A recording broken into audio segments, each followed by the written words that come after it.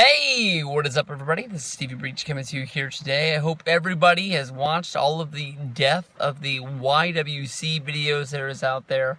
I think that, honestly, this is probably one of the biggest rebirths of the YWC that I've seen in a long time. Miguel uploaded 2 videos in 2 days. I uploaded a couple videos. Ravi uploaded a couple videos. And then a lot of other people saw what we had to say, and gave their responses. Some were positive, some were negative. I can honestly say from the comments that I read, 99% of them were very positive, and I really do appreciate that. And I honestly try to make videos as often as I can. We've always made these pay-per-view previews as well as the Monday Night Raw previews, and I always have a lot of fun talking about what is going on in the world of wrestling, especially covering an entire show that is going down. The one thing that I wish I had more time to do is actually do like old school pay-per-view reviews, because that is something that honestly the channel was built on back in the day.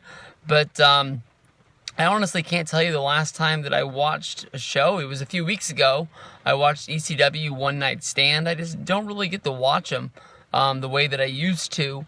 I still have the Randy Orton DVD as well as the Brock Lesnar DVD that I need to pop open and watch and review those suckers.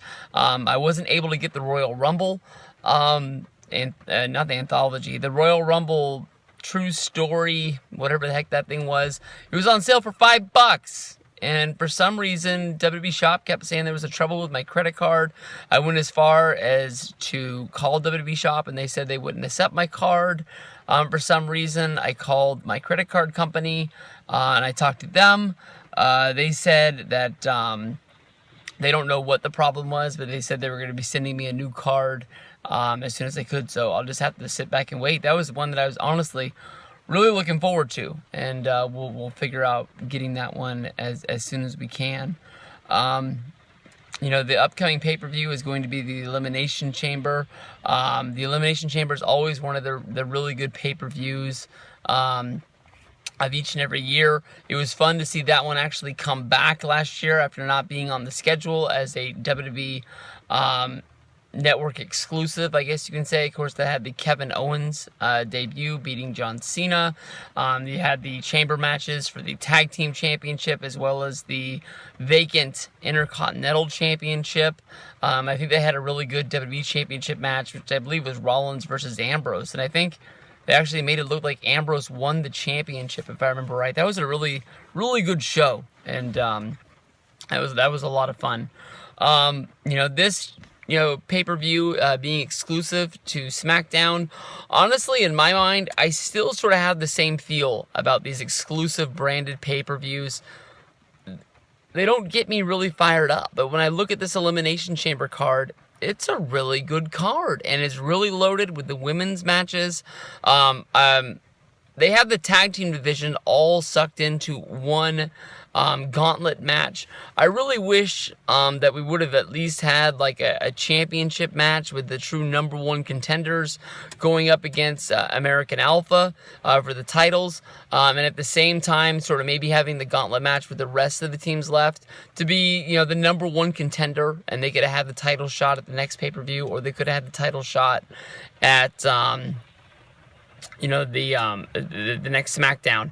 They did that a lot back in the day with older pay-per-views where they would sort of have that deal. But then again, it really shows how awesome the women's division on SmackDown is really knocking it out of the park. I mean, a lot of people really say that SmackDown is really putting the boots to Monday Night Raw.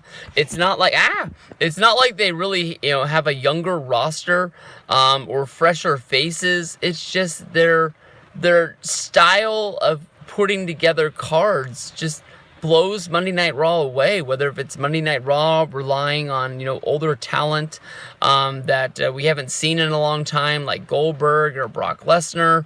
The people on SmackDown are going to be there each and every week, maybe excluding John Cena, but when Cena's there, Cena's there.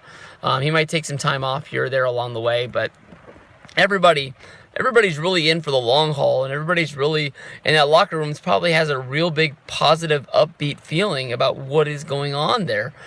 Every single division, from the top to the bottom, is really knocking it out of the park. You can say what you can say about Monday Night Raw. All of their divisions sort of seem like you can tell what's going down miles and miles and miles away. But, with, Randy Orton winning the Rumble, easily, you can think that he'll have a match against Bray Wyatt, and he seems to be the favorite at the Chamber. But then again, other than people complaining that, they don't want to see another Orton versus Cena match at WrestleMania, is it really that far to think that Cena has a chance to win that, or AJ Styles has the chance to win that? Maybe we can see that Baron Corbin's not going to win it. Maybe we can see that Ambrose probably isn't the most featured guy to win that match and go on to WrestleMania for a championship match. But honestly, almost anything can happen in every single one of these matches. Really, really good stuff. This is going to be a really good pay-per-view. Your Chamber match, the winner is going to be going and facing Randy Orton. We would think. I mean, anything can happen. They could have Cena win the Chamber, and then Cena lose the championship, putting somebody over on an episode of SmackDown, trying to make SmackDown really have a really big feel, or, Bray could win it. Baron Corbin has picked up a big win before the Royal Rumble. He picked up a big win, this week on the way to the Elimination Chamber. Anything really could happen with anything on this entire show. I think that's one of the reasons why I'm really rooting for this show and really hoping that it's really going to be a good one. You got 3 women's matches on here. You've got Natalya against Nikki Bella. You've got Naomi against Alexa Bliss. You've got Mickie James going up against Becky Lynch. Those are 3 strong women's matches. You get your American Alphas. You've got the Hype Bros are hurt right now, so I'm pretty sure you're going to be having the Usos. You're going to be having the Fashion Police guys. Who else is out there? You've got the Ascension. They're back on TV. The Vaudevillains. That's going to be a packed show. And those matches back in the day, sometimes they would just have really quick falls where they would be like 2 minutes here, 2 minutes there. But those matches are always really fun and gets a lot of people on the card and gets a lot of people really noticed. And you have, you're not really going to have one team really run the gauntlet. Maybe the American Alpha gets in there and they can beat a few teams, and maybe somebody can beat them. It's not like they're really, blowing it away as tag champs. I like the fact that they're there, but they should have been there before this. And we'll see what's going to be going on with these guys as we go into WrestleMania. Hopefully they're not going to be stuck in the Andre the Giant Memorial Battle Royal if they are tag champs.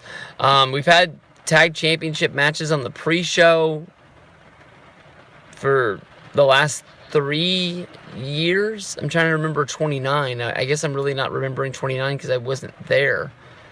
Were the tag belts even on the line at 29? Because the Shield had them, I believe. And the Shield... Oh, because they had the match against Ziggler and Big E Langston. Oh, no, the Shield didn't have the titles then. It was Team Hell No. So and that was on the regular show. So I guess they did have a tag match. So the last 3 years, we haven't had an actual thing. But the pre-show match for WrestleMania will probably be its own 3-hour, spectacular. Probably with at least 4 pre-show matches, I would guess. If they're going to do 3 pre-show matches for the Royal Rumble, they'll probably do 4 for WrestleMania as an excuse to trying to make sure that everybody gets on the card, even though the fact that you're not really on the card, you're on the pre-show. But it is what it is. This is going to be a good show, guys. Really pumped up for the Chamber. We're going to be talking about all the matches in the next foreseeable string of videos. So hopefully you guys will all sit back. The first one is going to be that Dolph Ziggler match, going 1-on-2 against Apollo Crews and Kalisto. Probably going to be the weakest match on the card. I'm not sure if that's the pre-show kickoff match or what, but that's honestly where I would put it. That match really doesn't make a ton of sense, but we'll see what's going down. Peace out, everybody, and I'll see you guys in the next set of videos. First match on the Elimination Chamber. Pay-per-view preview is going to be the Kalisto and Apollo Crews teaming up against Dolph Ziggler. We've really seen a change in Dolph Ziggler over the last 2 months, taking on a new heel persona. He basically is playing almost the same guy. I mean, Dolph Ziggler, even though he was a babyface, always really did the sort of dick persona, trying to go out and steal the show, saying that he was better than everybody else. But at least now he's bitching about the fact that he's not really getting the chance that a lot of people thought that he's really deserved over the past 2 years. We've talked about, the big matches that he's been involved in and how many times we really thought that his career was, taking a step up to the next level, whether if that was him at the Survivor Series, pinning Seth Rollins, or other times like that. Dolph really isn't, blowing it out of the gate with his new persona. When I did an Elimination Chamber video about a week ago, when they named who the competitors in the Elimination Chamber match was going to be, I made a mistake in that video, and no one's even called me out on it. I was going over the list of people that were involved in the match, and I skipped over Ambrose, and I said Ziggler, and I talked about the reasons why he's in the match and why it makes sense. And I didn't think that he was going to win it, but I gave reasons why people would think he would win, and no one called me out on it. That is the funny thing about it. Ziggler being involved in this match is sort of a way of Daniel Bryan trying to get some justice on SmackDown. I saw Dolph Ziggler bitching about the match on Twitter, basically saying that Bryan is being a heel GM, and it doesn't really make sense why they would put one of their best competitors involved in a 2-on-1 match. Apollo Crews and Kalisto are two guys that aren't really, blowing it out of the gate. To me, it doesn't make a lot of sense why a guy like Kalisto is not involved in the cruiserweight matches that are, happening on 205 Live as well as Monday Night Raw. They had put Sin Cara in the division, and I haven't seen him on either show. Honestly, I don't know what is going on with Sin Cara, if he got injured or if they're finally, setting him off to pasture. It's just basically saying that it's not going to work out for him with all of the problems that he has had backstage, and the fight with Jericho, even though he got to wrestle for a little while after that, might have been one of the last final straws. But Kalisto could easily go in there, but maybe they're trying not to put all of the Island of Misfit Toys of wrestlers. They don't really have anything going on for them at this point. They put Neville in there, and Neville's really blowing it away. But I think maybe if they put another person that was already on the roster, like Kalisto, who's a former United States heavyweight champion, maybe people would sort of see 205 Live as sort of a breeding ground of just guys, just creative has nothing for you, so we're going to put you here because we want to keep everybody happy and not fire anybody, sort of deal. Or maybe they're just waiting for the right moment, for Neville's push in the division to be done, and then he can go, back to Monday Night Raw. They could put Kalisto in the division, and it gives the Cruiserweight division a real big kick in the pants and get going from there. Apollo Crews is a guy that in NXT, as well as, before his time there in the Indies, wrestling as Yuha Nation, I thought this guy had a whole lot of talent, and we really haven't seen it. Most recently, he had a Intercontinental Championship match against the Miz, where he was not able to capture the championship. But by now, he debuted on the Monday Night Raw after WrestleMania. I thought that he would have had the United States Championship, or maybe even the Intercontinental Championship by now, and he's had some matches. Definitely when the brand split went down, he was a guy that looked like he was going to be heavily featured. And he's almost sort of like Kalisto is, where he'll pop up and have a match on SmackDown, but the matches never really seem to mean anything. When it comes down to it, two baby faces that are borderline stars going up against a mid-card heel. You would think that Ziggler is going to lose this match, but because they stacked the deck against the guy so hard, I'm guessing that he's going to win the match. But there's a part of me to get some heat on the guy, as much as he already has from super kicking the King and breaking up some matches. I'm guessing that they're probably going to want to try and build more heat on that, and I wouldn't be surprised if this match ends in a disqualification of Ziggler just getting another chair and beating both of these guys with chairs and just saying, fuck it, you know, I really wasn't going anywhere with this match. I want something more important. So maybe if I just start leaving bodies laying around the ring, maybe they'll put me in more high-profile matches and just try and make me happy so I don't take out their whole mid-card. So in this match, I'm picking a disqualification on Dolph Ziggler, so I guess I'm picking Kalisto and Apollo Crews to get the win, but we'll see at the Chamber. Next match on the card is going to be the first women's match, and this honestly should be the one match that probably has more people caring about it more than anybody else, because it involves the returning Mickie James, who returned to SmackDown quite a few weeks ago under the luchador mask, helping Alexa Bliss beat Becky Lynch in the steel cage for the WWE Women's Championship of the SmackDown brand. Over a period of a few weeks, we kept seeing different people pop up under the luchador mask. I don't want to be the bearer of bad news or a person of bad taste, but this was basically a rerun of the blue blazer gimmick that never was paid off or never finished because of Owen Hart's death. I don't know why they would bring this back other than trying to bring back Mickie James in a surprising way.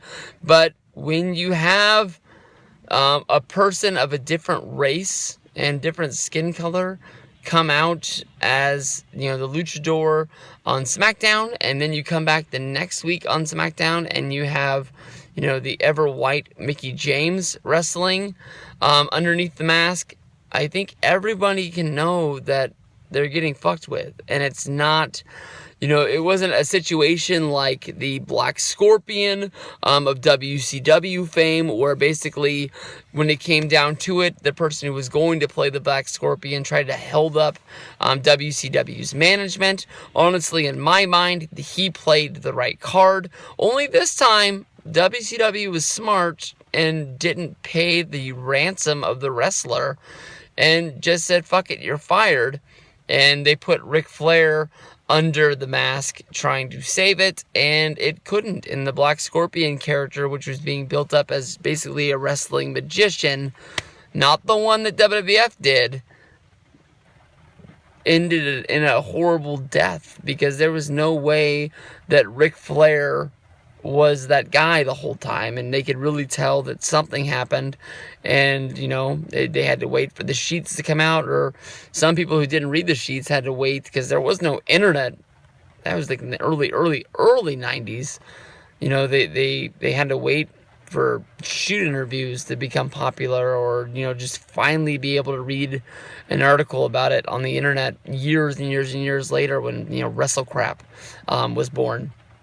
But this is a match that honestly is going to be the returning Mickie James. You know, but then again, Becky Lynch needs to get her win. But, you know, with 3 women's matches featured on this, you can really tell that more than likely the Nikki Bella versus Natalya feud would seem like it's going to be going longer. I think that Naomi might actually have a chance of winning the championship. So they didn't bring back Mickie James to be Alexa Blitz's, you know, doormat, or, you know, best friend, or sort of, you know, I don't really know a real word to put her, but she's not going to be anybody's doormat. I mean, they brought her back, yes, to be a face that people know and bring some people to SmackDown because Mickey's back and they want to see her, and she's always one of the fan favorites of the women's division. But, you know, they want to showcase her. Maybe she's not going to have the championship, a lot like how the Dudleys came back and they wrestled in WWE for a year, from SummerSlam to SummerSlam. They you know, went after those tag team titles from the New Day a lot of times, but they never really pulled it off. But with this being a singles match, they have to have Mickie James do something relevant to sort of hang her hat on. And this being, I believe, her first singles match, or at least, that first pay-per-view singles match. I'm picking Nikki to beat Becky and try to get some life out of this feud.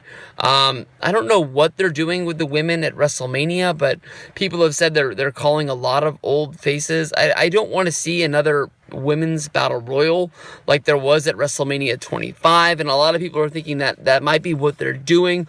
I'm hoping that they're just looking for a lot of returning faces.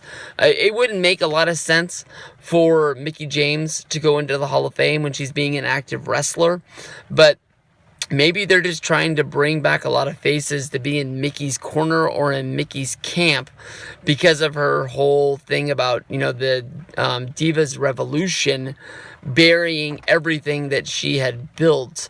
I know that it's more than likely not going to happen, but think if they did a, Mickie James, Trish Stratus. I don't know if Lita's wrestling anymore. They made it seem like Trish Stratus had a chance to come back and wrestle a match at that TakeOver show if she wasn't pregnant. But, have some sort of, the girls of the past against the girls of the future. So, but then again, everything's been saying that Lita left the company and is no longer involved with WWE, but people said the same thing in the same story about Jerry Lawler, and he came back and he did the Royal Rumble pay-per-view. For all we know, he might be doing the Elimination Chamber show as well. So, I'm picking Mickie. We move on to the Tag Team Turmoil match for the WWE SmackDown Tag Team titles at the upcoming Elimination Chamber pay-per-view. I honestly had to find a receipt here in my car to write down the actual names of the teams that are going to be involved in this match because I couldn't name them all off the top of my head without sounding like an idiot. But of course, American Alpha is going to be coming in with Gable and Jordan, defending the championships in this. We're going to be having Rhino and Slater. We're going to be having the Usos. We're going to be having the Fashion Police, the Vaudevillains, and the Ascension, clearing this out. Normally in past tag team turmoils, of course, with this having 1, 2, 3, 4, 5, 6, you can't have, well, I guess you could have 4 teams on the outside. That'd be like it would be a Texas tornado. In my mind, this is going to be a gauntlet match where 2 teams start at like a randomized draw, and then after every pinfall or submission, the next match starts with the next team coming running down. I guess what they could be doing is having 4 teams. No, because you can't have 4 teams on the outside unless you have Texas Tornado with everybody on the middle, because you wouldn't have anybody on the outside to tag in. But that's a different kind of match that they could do. But you could only have 4 teams involved in that one. Now I sound like an idiot and I wasted 1.5 minutes of everybody's time. American Alpha, really strong team, really fun to watch. Been a really big fan of these guys for, since they've been involved in WWE. The first time I ever saw Gable wrestle, he actually wrestled a jobber match on NXT, and he really caught my eye. I said that he might be a little bit small, but he looked really fun getting his ass kicked and looked like somebody that I really wanted to follow. And a lot of the, not the bigger stars, we never saw Kevin Owens come in and wrestle a jobber match, but, Kevin Owens wrestled his first match, when Kevin Owens came in and had his debut match, he wrestled against that hippie-loving dude.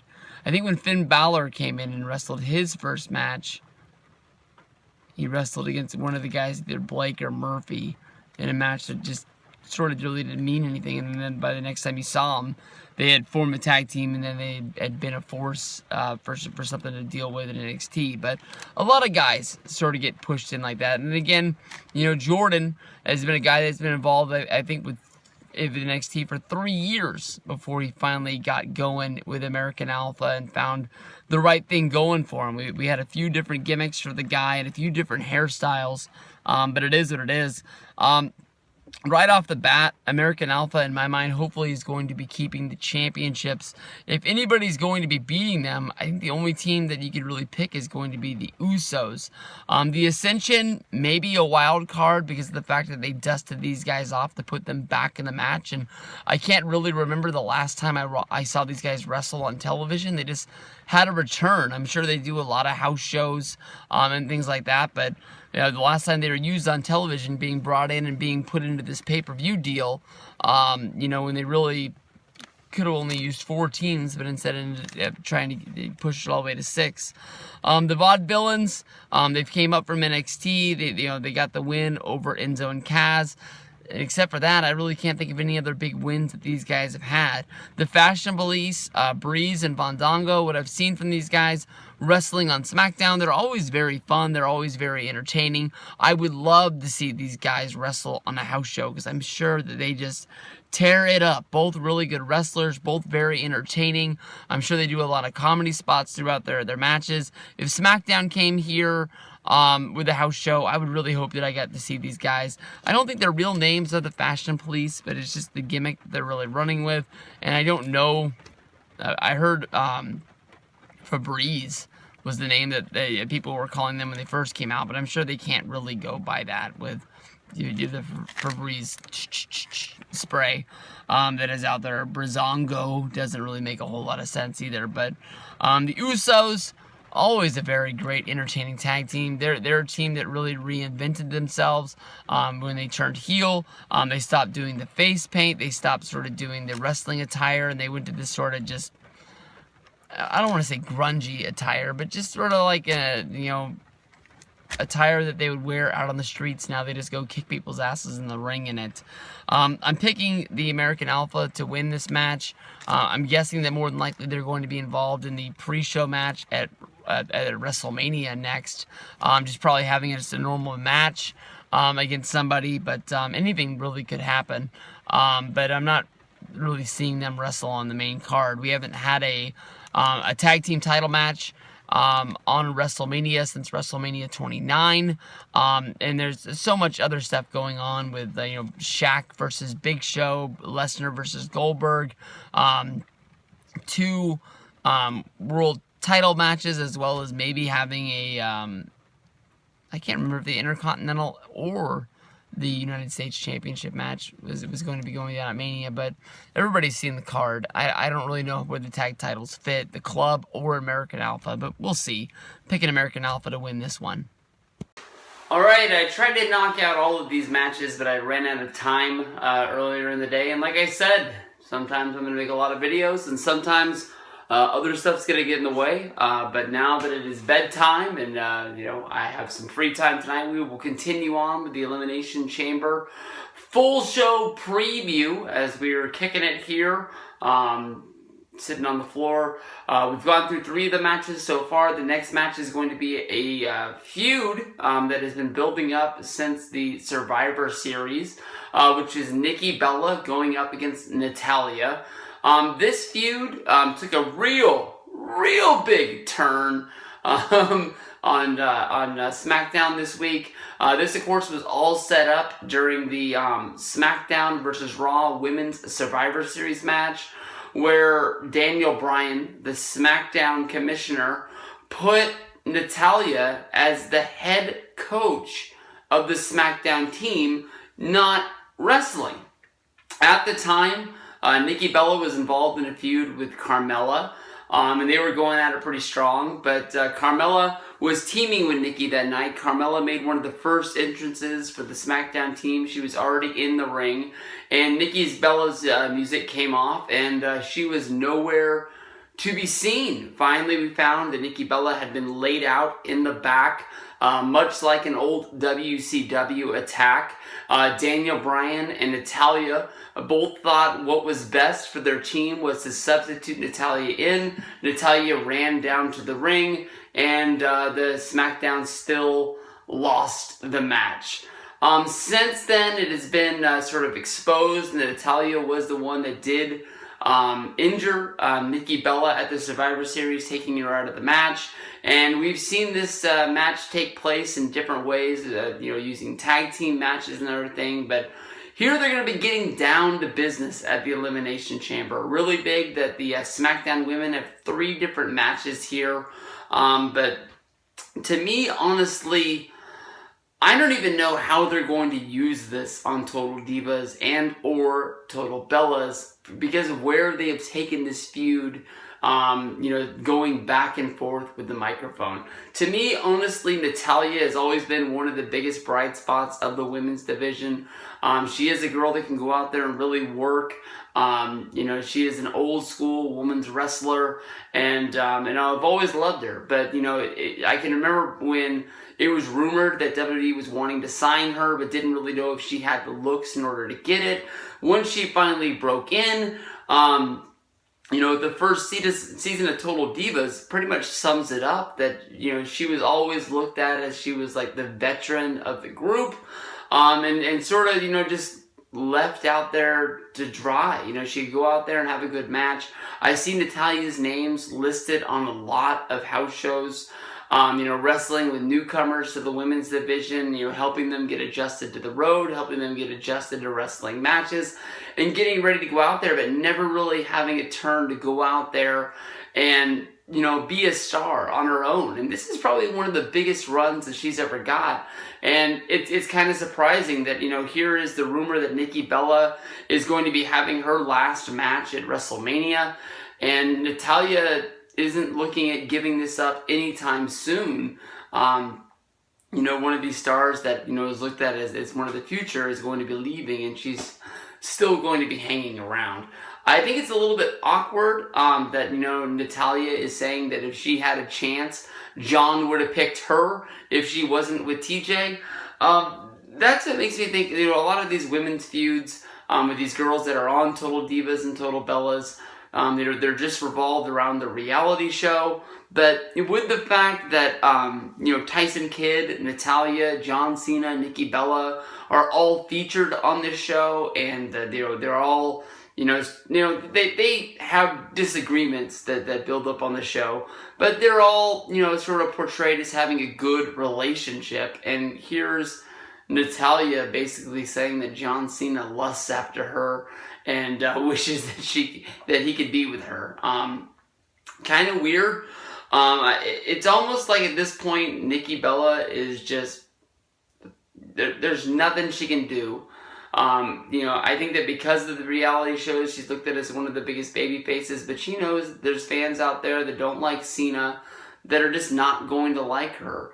And, they've already blown this out of the water. Even when Total Divas was going for the first couple of seasons, they grouped everybody together, but they didn't want to group John and Nikki for whatever reason. Now Nikki has just busted that door down, and, all is fair game. If you want to say that she's going down on Cena, she's going down on Cena.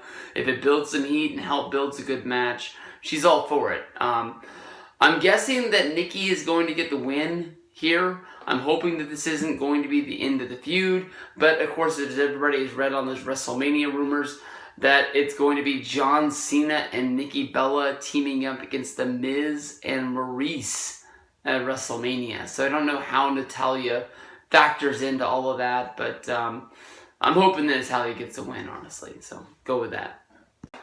Big match with no real stipulation and no real meaning to what's going on in WWE at all. This is one of those matches that you always see on the road to WrestleMania, where you know that they just have to put the Royal Rumble winner in a match to feature him, but we all know he's winning. We all know that there's no way in the world that this is going to, roll into Luke Harper beating Randy Orton and Luke Harper getting added into the championship match. But you sort of have to disband belief for just a couple of minutes. I think that honestly, Luke Harper versus Randy Orton is going to be a good match. Two professional, real good workers. Luke Harper, to me, is a guy that I like. He's always been really good in the ring. His big, huge clothesline is one of the best clotheslines in the business going today. He has that big, goofy, creepy looking stare where you feel like you're staring into his soul and he's just looking right through you. He's almost like a guy right out of a horror flick. And that's why he fits into the Wyatts so well. This is the second time they've done a turn with Luke Harper splitting him off of the Wyatts. The first time, of course, was when the Wyatts disbanded. Luke Harper and Eric Rowan were added to the Survivor Series Team Cena versus the Authority match a couple of years ago. Neither guy changed their attire, changed their look, changed their persona. We found a little bit of the backstory to Eric Rowan. Never really found anything about Luke Harper. If this is a guy that fell off a fishing boat and Bray Wyatt saved him on the Louisiana waters, took him back to the the Wyatt's what do they call it? I was gonna call it the Foundation, but I don't think that's what it's called. Took him back and brought him into the cult, and it is what it is. I really don't have a clue. Randy Orton has pretty much 100% blown himself out of, I guess you can say, the brainwashing of the Wyatts. These guys are fighting because, they're having this feud. We've seen Luke Harper team up with John Cena. If they were going to do anything to change Harper, they would have done it. If they were going to do anything to have a heel turn, they would have done it. That definitely would have got people guessing. If Harper would have, turned on Cena, then people would have thought they were building up to actually doing Orton versus Cena at WrestleMania, which I don't think anybody has penciled in on their WrestleMania card. But I think everybody knows that Randy's going to win this match. He's going to beat Luke and go on to WrestleMania and wrestle for the World Heavyweight Championship on the SmackDown brand. And that's just going to be about it. We've talked a lot about the women's division on SmackDown really taking over the Elimination Chamber. We've seen sometimes, multiple women's matches on a pay-per-view, but most of the time that's on a non-branded pay-per-view, or, you have 2 championship matches. 3 singles matches on the Elimination Chamber. This is going to be the main event of the women's division. Naomi is moving herself up to the top. She's going to be wrestling against Alexa Bliss for the SmackDown World Heavyweight Women's Championship, whatever it is. I think I screwed up the name of that belt, right? They're calling it the heavyweight. Hopefully nobody's going to be that upset about it. You have to sort of go back in the Wayback Machine to the Sacramento pay-per-view, No Mercy. Naomi has bragging rights over Alexa Bliss. Naomi actually beat her 1-2-3 when Alexa Bliss was the #1 contender to be going after Becky Lynch. She was supposed to wrestle at that show. I don't think that built anything into this match. I don't think that they were, booking that far into the future with Alexa Bliss, Becky Lynch, and Naomi. I just think that just where the cards laid, and Becky Lynch had to take some time off due to an injury at the time. They never really capitalized on Alexa Bliss versus Naomi at the time. So her being the #1 contender now, I would be really throwing that out there. WWE doesn't really play off the fact that if unless it was the last pay-per-view or a big WrestleMania main event. You don't really have the competitors bringing up old matches, saying that I beat you. But Naomi beat Alexa Bliss clean. So it's not out of this world for Naomi to win this. I think that Naomi honestly has a good chance of winning this match. Daniel Bryan has mentioned to her, how big of an uproar of fans are going to be cheering for her. Naomi is billed as being an Orlando girl. A WrestleMania 33 would be in Orlando. Naomi would be coming out defending the SmackDown's Women's Championship in her hometown. And I think Naomi is a good star. She's broken out of the mold of the Funkadactyls. I think that her entrance is honestly one of the best entrances that there is in wrestling. But Alexa Bliss, to me, honestly, is somebody that has hit the main roster and actually been better than they were in NXT. So many times when we talk about people like American Alpha, the Vaudevillains, Enzo and Kaz, You see guys that are, a failed comparison to what they were in developmental because of the fact that they're under different writers. They're in a different, sort of a way of moving.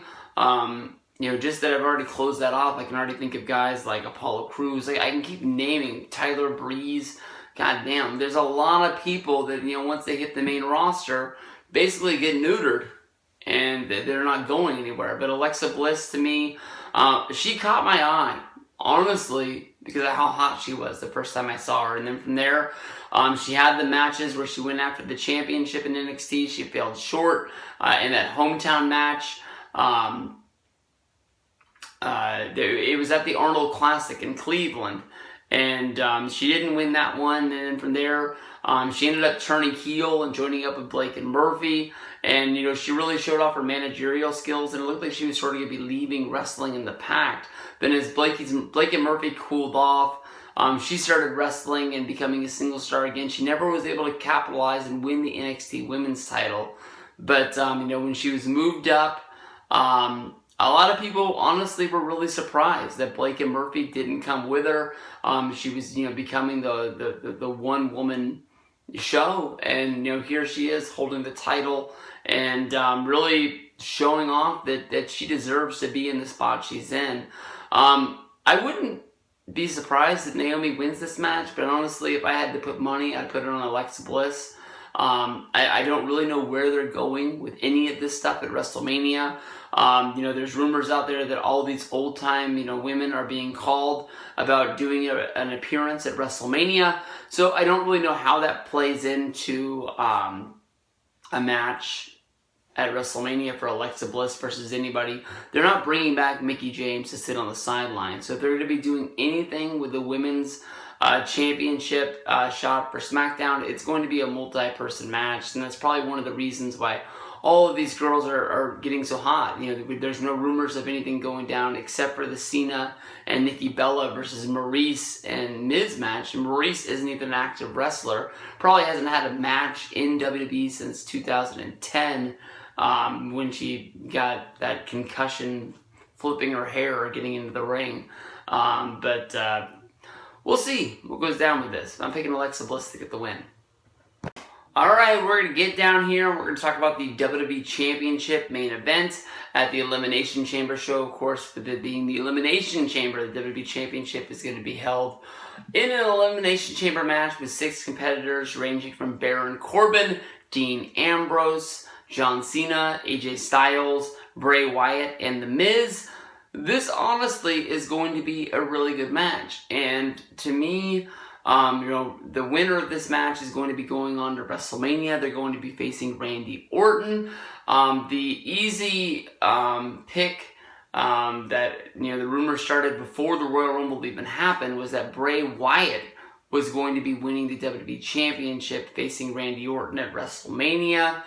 I could see that happening, but I don't think that is the best match that they could do.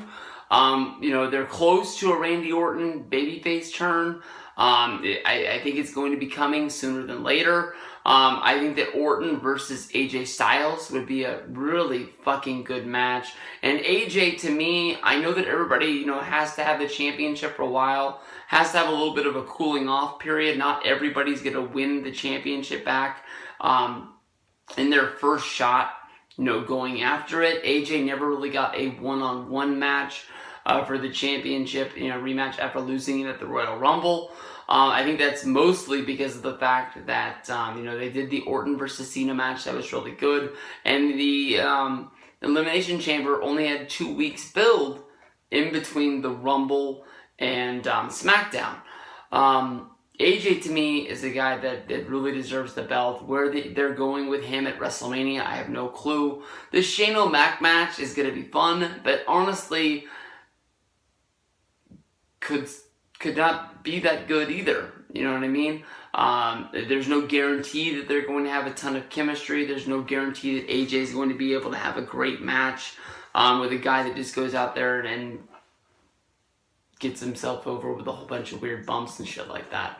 I like Shane. I like Shane a lot. But, after the Undertaker match, I don't think that there's really a guarantee that he can go out there and really have a great match with anybody right out of the gate. And when you have a talent like AJ Styles, you pair him up with the best guy that you can put out there, knowing that he's going to go out there and have one of the best matches on the show. Of course, there's always going to be filler in these matches, and to me, Baron Corbin, The Miz, and Dean Ambrose are all guys that I think honestly have no shot of winning this. Dean Ambrose and The Miz, to me, honestly, are guys that are just filling in the chamber. Baron Corbin, to me, I think is going to get something out of here as building a resume that maybe a year from now, Baron Corbin might actually be a viable threat to go after the WWE Championship. Baron Corbin was heated up before the Royal Rumble. Baron Corbin sort of lost a lot of that when he lost that match to John Cena, which was a good match on SmackDown. But you don't normally see the Royal Rumble winner losing matches on SmackDown, a week or 2 weeks out of the Rumble. I like Baron Corbin a lot. I think that he has had a lot of ups and downs where basically people have forgotten about him on the roster, and just waiting for his spot. He definitely is somebody that I think WWE has plans for. They just have to figure out what those plans are.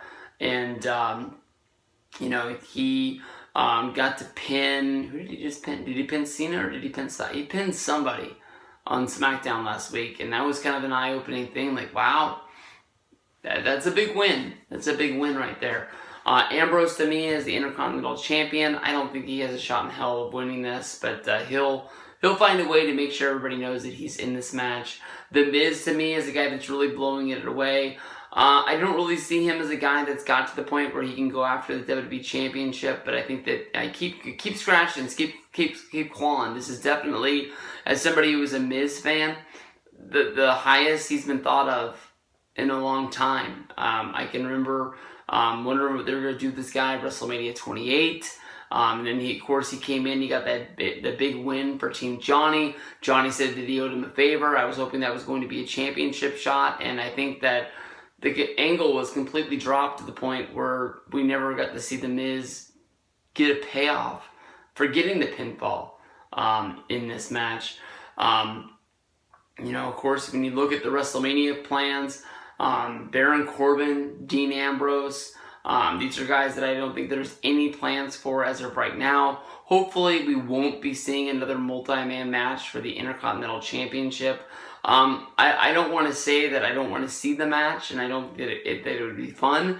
I just think that I don't want to see WrestleMania turn into sort of a cookie-cutter show where you can just sort of, you're going to have a WWE Championship, you're going to have a Universal Championship, you're going to have the Andre the Giant Memorial Battle Royal, you're going to have a ladder match for the Intercontinental title. I want to be able to, watch wrestling and maybe guess where some things are going, but not just be starting to put things into place, around Survivor Series each and every year of what's going to be going down. I understand they've done the ladder match the last 2 years to help fill out the card and help get a lot of guys on there and make sure that they get, time to get some spots in that deserve to be not in the Andre the Giant Memorial Battle Royal, which doesn't really help anybody in the long run. But when it comes down to it, Cena got the big win at the Royal Rumble, but I don't think anybody really has Cena winning this match. Orton versus Cena at WrestleMania is not going to be horrible. It's not going to kill the show. It's going to be a damn good match. The match that they just had on SmackDown was a fucking awesome match. And I think enough time has passed that people would not have a riot in the ring to see Orton versus Cena. I think that if you ask 9 out of 10 people, Cena and Nikki against The Miz and Maurice sounds fucking terrible. And I know that they said the quote a few years ago, it's actually right out of Vince McMahon's mouth, that John Cena, anywhere that he wrestles on the WrestleMania card is going to be the main event because John Cena is their number one guy. I think that they said that around WrestleMania 31. It might even have been WrestleMania 30.